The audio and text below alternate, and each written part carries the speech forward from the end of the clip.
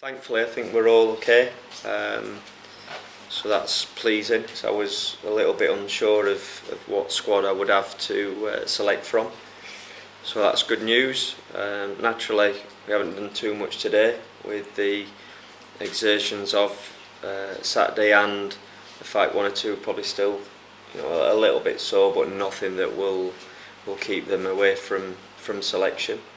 So we look forward to the next game and his trip to Derby. And how much is Saturday's extra workload, playing 50 minutes with 10 men, likely to impact on your thinking ahead of this one?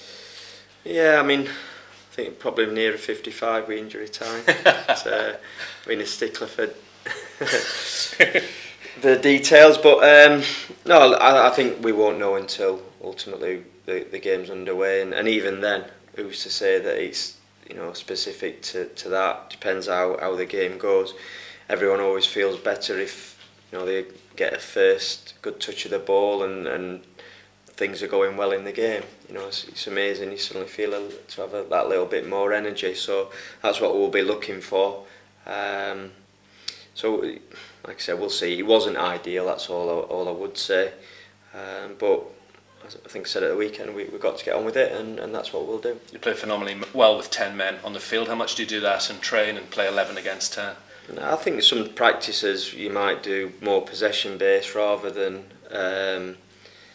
specific 11v11 and taking a player away.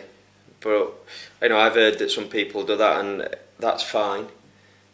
But I think it depends who you're playing against and what formation you feel is best to adopt with that 10 men.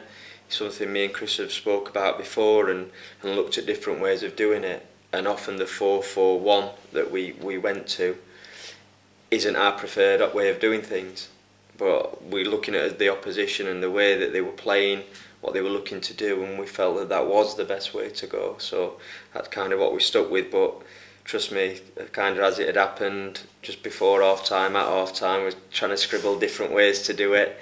I wanted to keep Waghorn Edwards on the pitch, and I think everyone would understand why. But a lot of the time, maybe in different ways we might look to go, we wouldn't have a winger out there, but we felt that Waghorn was still a threat for us, and again, easy in hindsight, it looked a pretty good decision at the end of the game, but it could have been different. Trevor took his goal very well at the weekend. He's started all 4 games so far. Where are you on teenagers playing 40-odd games a season? Most managers say it can't be done, but then you get a Ryan Sessegnon that comes along and kind of bucks the trend. I might be wrong, but I think if Trevor's fit and available, then he could quite easily do that. Look at him. Whether he has another growing spurt, some size if he does, but realistically, I look at him and what an athlete he is, and we looked at his data, and sometimes you can just keep rolling him out there. What might suffer is the performances, of course, but at the minute I think he's in a good place. I'm sure if I said to him, look, Trevor, I'm going to give you a little rest, he'd look at me a bit gone out and be asking to play. So I don't think we're at that stage, certainly, where I'm even thinking about that.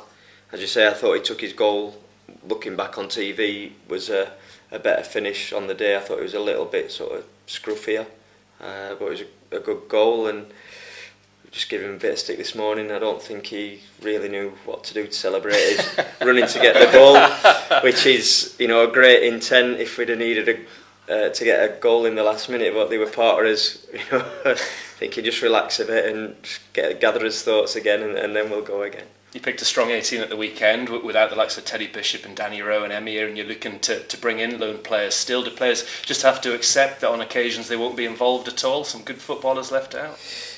Yeah, and some will accept that better than others. I will always try and give them my reasons for them not being involved if it's not blatantly obvious, and then it's how they react.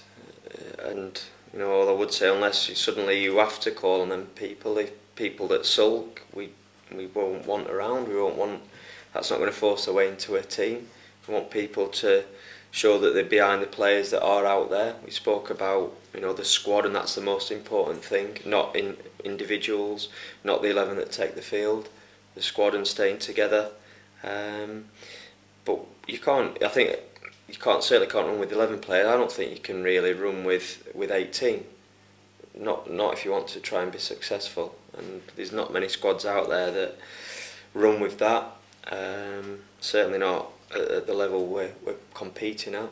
So it's part and parcel of football, and no doubt there will be injuries and suspensions along the way as we go. Have you got an ideal number that you want to work with in terms of a first team squad here at Playford Road? I can change day to day, and I'm sure if you speak to the owner, he'll say he'll always be 2 players short of looking a really good squad and team. But that's a manager's prerogative, I think. Any further forward on your arrivals? No, not over the weekend. I've got a couple of calls to make this afternoon to see if anything has changed. But as we speak, nothing different. Any interest in Cameron Carter-Vickers? His name was mentioned yesterday. I guess for obvious reasons. The lad did well here last year. Yeah, and he's at a very good football club. I think people felt he had a pretty good loan spell here, so it's an easy link. But I'm not saying he hasn't ever been discussed. But we are looking at other options at this moment in time. Just a word on Martin Waghorn, for obvious reasons, away to Derby this week. How did he conduct himself over the summer? When it must have been a tricky little spell for Martin. Yeah, some people might think it sounds a bit soft, but I did feel for Martin because I think he's a very genuine person. I really liked him as a person, as well as a footballer. But I think he found it difficult.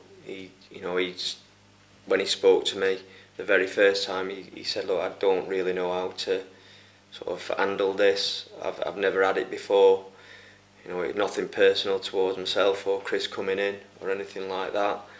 He just felt that the opportunities that were being presented to him were, too good to miss out on." And realistically, I understood that.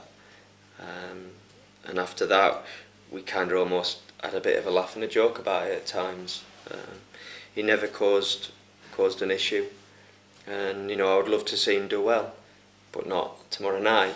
And I'm sure he'll be, just naturally he'll be thinking, I'd love to sort of try and get off the market against his former club. Tough learning curve for Frank Lampard, isn't it? At championship level, his first ever managerial role for whatever good player he clearly was back in the day. Yeah, but I've just been saying there, it's far too early to judge him just because they've lost a couple of games. They won the first one. It was a tight game, perhaps could have gone the other way as well, but you've got to give people time. And Derby have big expectations on them as a football club. Missed out in the playoffs last season, and desperately wanting that return back to the Premiership. With Frank Lampard, what I would say I've seen him do is bring some younger players in and maybe going down a slightly different route to try and get to that end goal. So give him time, and let's not be too critical. It is a tough learning curve. There's nothing to say that he will be anywhere near as successful as a manager as he was as a player. That's something to follow in truth. But as I said, everyone should certainly give him time, but naturally he's going to be one of the names in particular that comes under a lot of scrutiny. A manager like you would never begrudge him that opportunity, somebody who's done the hard yards. You've been at Ilkeston, Boston, Grimsby, worked your way up, and he's been parachuted into a very high profile good job. Yeah, if someone's going to offer it you, then what's he going to say? No, I'd rather go to non-league and start out. There might be the odd person out there that did do that. If it wouldn't have happened, but realistically, if Ipswich would have come calling for my first job, I wouldn't have said, "Oh no, you're all right, I'm going to start off at Ilkeston and I'll see you, hopefully get there one day."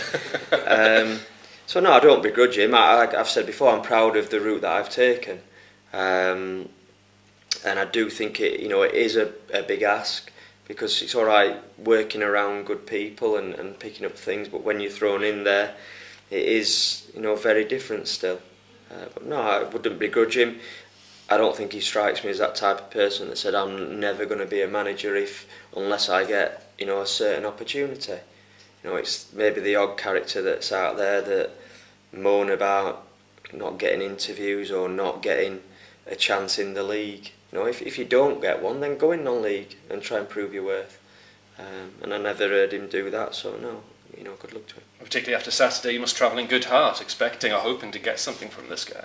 Yeah, I think expecting's always difficult in this league, but you hope to put on another good performance. Hope to keep 11 men on the pitch, sorry, for as long as we can, which will give you a better chance of playing how you want to do. You know, we're sure we can do it with 10, so for a long period. You know, if we've got that extra men out there, it should be a little bit easier.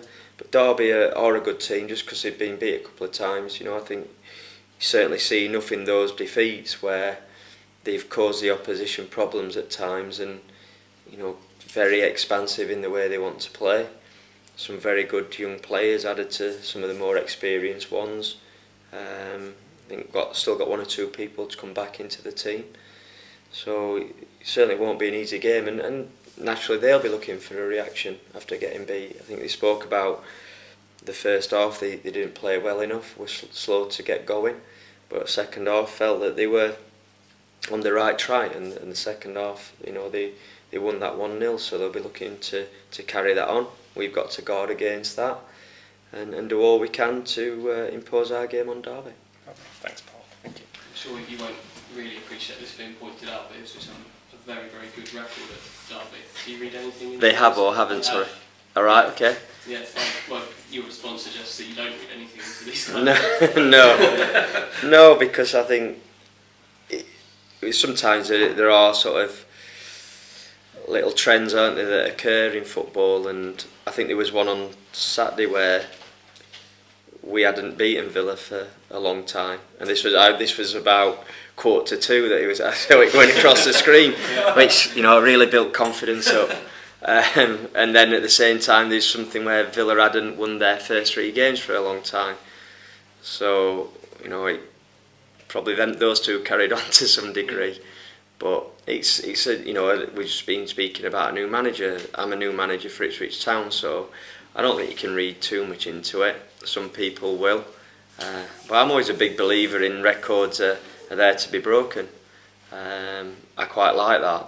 You know, if a team, you come up against a team and they've won, I don't know, 6 or 7 on the spin, I think they've got to be close to a defeat surely at some point, so why not us if we're up against them? So no, I won't read too much into that.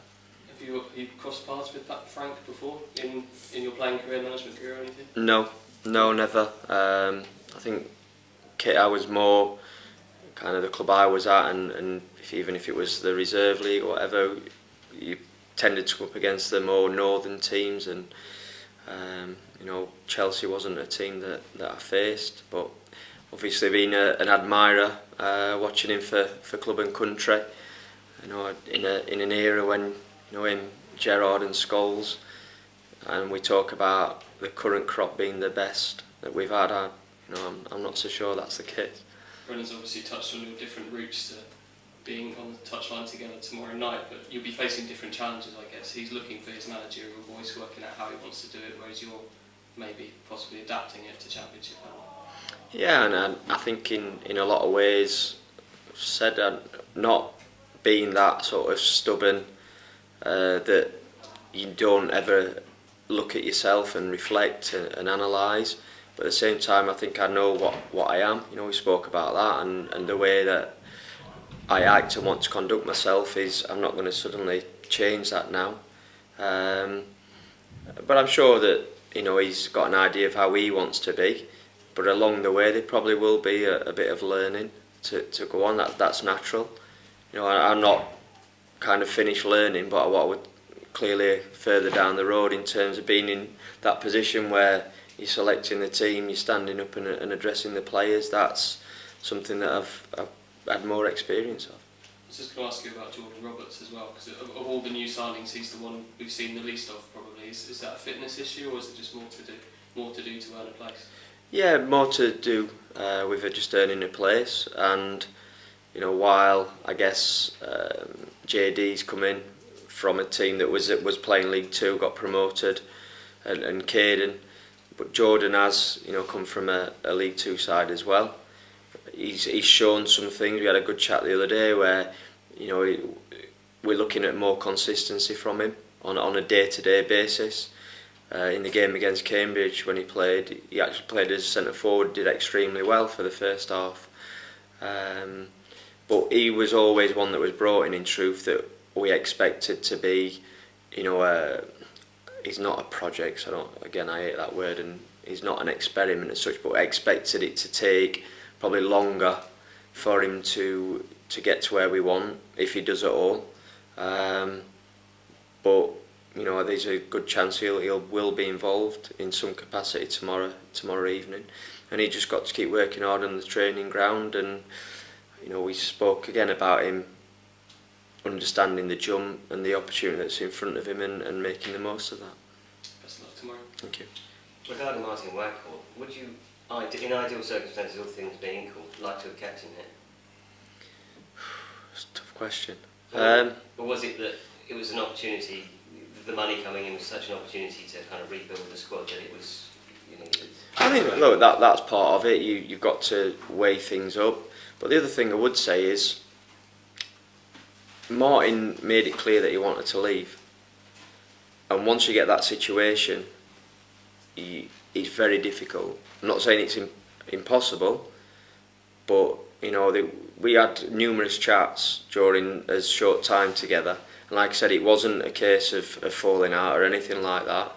And I genuinely do like the lad, from my experience and what I'd heard coming to the club before, and when you're doing your background, your research, no one would speak badly of Martin and say, great lad, a great character, really liked him.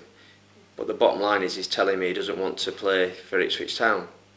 And as much as we can say, well, if we'd have kept him, then he's got to get his head round, would we still have got the best Martin Waghorn possible? No one's got a crystal ball, so I'm not saying we might not have, but there was certainly a period of limbo, and I've just felt he was at the point where, you know, the squad were there, he's kind of in the squad, or he played a couple of games, then I left him out. He was around, but he wasn't really here as such, and I think it was just the best decision for everyone concerned at the time. Now, if Martin hadn't have come to me and said about any thoughts of leaving, he'd have been in the team tomorrow night, I'm sure. And obviously the opportunity to bring in, well, 3 or 4 of the players that you brought in came about because of his retired. Yeah, I mean, that was kind of a secondary thing, because like genuinely I didn't walk in the door, I didn't speak to Marks or pull any of the players and say, do you want to leave? Because actually, if we sell you, I can bring some more players in. I think I've said recently, I've been able to bring a lot more players in than I thought, and change the squad around more than I ever envisaged, because I expected to be working with those players, you know, and that includes Adam Webster. That's one that happened very quickly. But when you're doing your planning and think about what you'll need or what you'd like to do, that never entered my head that those 2 players, you know, wouldn't be here, and 2 of the, I guess, what most people would say you're better players. But again, I think I'm one. Let's not sort of look negatively on that. Let's try and take the positive and think, right, we brought other lads in, and hopefully, you know, they'll step up, and we'll kind of in time forget about those lads in the right way. Like I said, I've got no issues with either player, that's for sure. Didn't know Adam for long enough, and Martin, like I said, we had some conversations that were always pleasant in some respects, albeit, you know, as a manager, you don't want someone telling you that they don't really want to play for your football club. Now, you said on Thursday that Emir might play in the 23s tonight. Is he going to be involved? Yes. Yeah. And Andre as well? No. And the other player, Bish and Danny Rowe? Yeah. Are they playing tonight as well? Yeah, they're both playing, yeah. So that's quite a strong side this evening. Yeah, Josh Emmanuel will be in the lineup as well. Harry Wright will be in goal. So we've got a strong lineup. Ben Morris will start up front. But I don't know, again, it depends where we are in the season. If I feel people need minutes. What I would say, anyone that's asked to play a 23s game, whether they come in that category or not, it won't be a punishment. playing a game of football should never be a punishment. It's about, you know, it's doing it for the right reasons, and sometimes if everyone is fit and we get the squad that I'd like through September, we might see some, you know, really strong teams put out. But they will have to be judged on that week. Like I said, are we all fitness-wise, injuries, suspensions, all of those things. But for me, it's just another game, and the players, and I'm not saying they are these lads now, but moving forward, any of the squad need to understand it won't be a punishment. Or if it ever is, for any reason, I won't hide the fact. I'll just say to him, look, you're playing because you haven't been training well enough, or, you know, hopefully I'll never at the point where you think you play a game on the Saturday and then play on a Monday, which I had as a player, because we basically weren't good enough. So the manager made us play a reserve game on a Monday. And a couple of young lads you've handed contracts to, Jack Lancaster and Bailey Clements, have obviously impressed you in pre-season and have been rewarded. Yeah, no, I've been impressed with both those players from coming in. Jack, I think, was one of the players that was kind of given a little bit longer to make a decision on, but he's been really bright. He's got a personality. He's one thing, you know, he almost comes across as a little bit sort of cheeky chappy, but again, providing you see that happening at the right times, I've got no issue with that whatsoever. I think too many young players in general and what the academies are bringing through are almost kind of robots that lack any character. So I took to him straight away on that side, and then most importantly on the pitch, he's always done something in a game or in training that's impressed me. So he, you know, for me, certainly deserves that contract. And Bailey, again, as a left back, I'll probably be harsh on him in terms of critiquing his performances, the way he is, but he really impressed in the game. How did we go pre-season? You have to help me out. The big pitch. No, one of the other ones, the 23 games. Lowestoft. There we go. And just by coming on and passing a ball simple, and that sounds the simplest thing in the world, but it's just for me a young lad that gets the game. He understands it. You know, we've got some work to do with him physically, certainly, you know, but he's only a second year U-team player, so he's, you know, been rewarded early. I think that speaking to the other staff, they think a lot of him as well, and the way that he conducts himself and approaches his work. So again, another one that we feel deserved that contract.